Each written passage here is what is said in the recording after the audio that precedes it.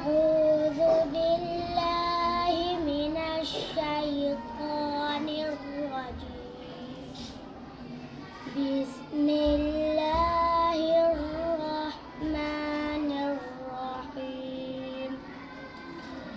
يا أيها الذين آمنوا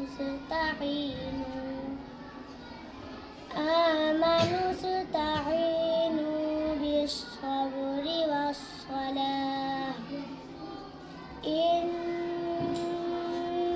الله مع الصابرين.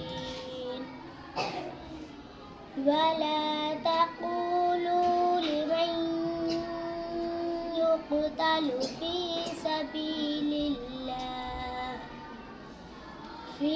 سبيل الله أموات بل أحياء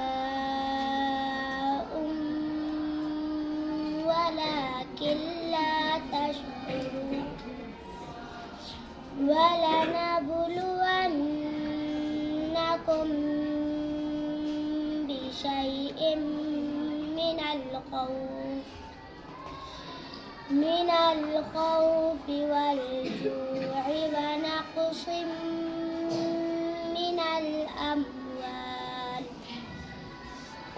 من الأموال والأنفس والثمرات وبشر الصابرين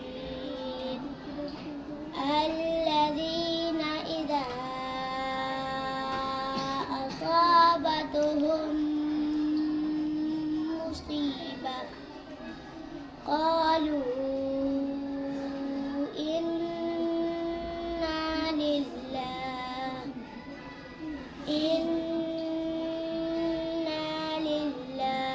وإنا إليه راجعون. بس صدق الله العظيم.